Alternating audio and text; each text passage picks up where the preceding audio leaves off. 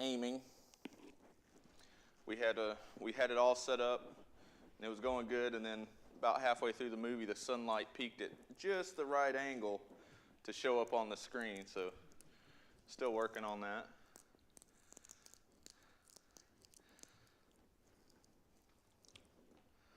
Details.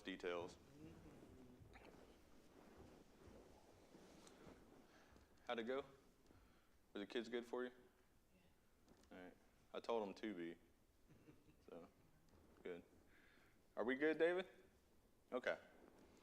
So, this morning we'll probably cover numbers 5 and 6 if you looked ahead in your in the lessons, which are all available on right now if you want to watch them ahead of time. But like I said, we'll watch them here and discuss.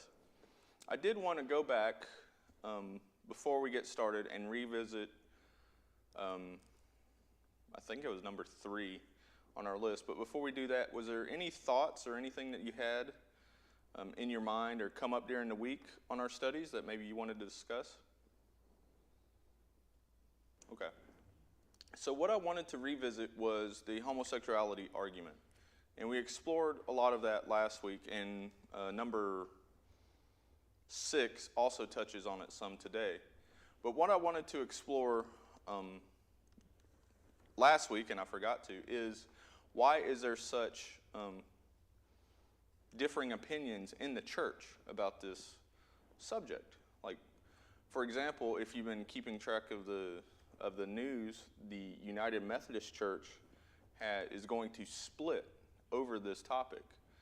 They had a vote in their, I guess, governance structure, and the vote was, should we keep the Book of Discipline, which is kind of their guidelines in the United Methodist Church, to keep saying that homosexuality is basically a sin. I forget the language that the Book of Discipline uses. And the church split over that, right? 47% said yes, we should keep it, and 53% said no. And, reverse that. 53% said yes, we should keep it the way it is. 47% said no. So it was a fairly close vote, and they're actually going to split over that.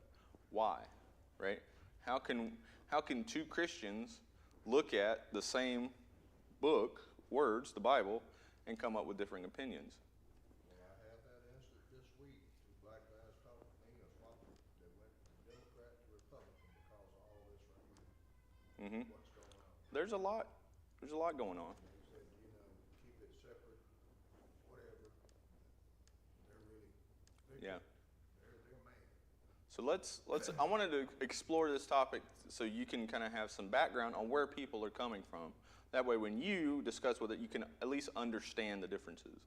And you remember last week, he talked about that word that Paul used in the New Testament that meant men better, right? Better of men, those who lay with men, right? And referred back to Leviticus, right? Thou shalt not lay with another man as does a woman, right? Well, it seems that most of the confusion comes from what was actually Paul talking about in that word. Now, we heard Sean with his explanation, and that's the one I agree with. But there is another explanation out there which is causing, I think, some of this division. And it's that word Paul actually made up as a concatenation of words, right? This word didn't exist even for Paul, right? And we talked about how we translated into homosexuality or same-sex sexual behavior. But Paul actually, there was not a word. So he actually, took two words, put them together. And he seems to be the first because we don't have any record of this word being used until Paul wrote it. Well, the confusion seems to be is how do you translate that word? Because in Roman society at the time where he was at, there was the custom of rich men having young men as slaves in their household for, household duties, but also for sexual gratification. And so it seems that the confusion would be, well, maybe Paul is referring to that behavior, not so much the same-sex sexual behavior, but as the manipulative power dynamic between two individuals. not necessarily relating to two individuals of equal stature in a consensual relationship, but one of this like one person taking advantage of another person relationship. That seems to be where they're going with this, right? If they're having to justify their viewpoints, that seems to be where this is coming from, as far as I can tell. Now, I would disagree with that because it doesn't seem to fit in. Bring this up for your attention, that this seems to be, where this is coming from and how they're defining it. And to me, it's almost, they're trying to fit the world into the Bible, rather the Bible into the world kind of mentality. But that is a viewpoint out there. And like I said, the United Methodists are going to split over it here soon. The vote's already been made. They've already intention that they're going to split. It just hasn't happened yet.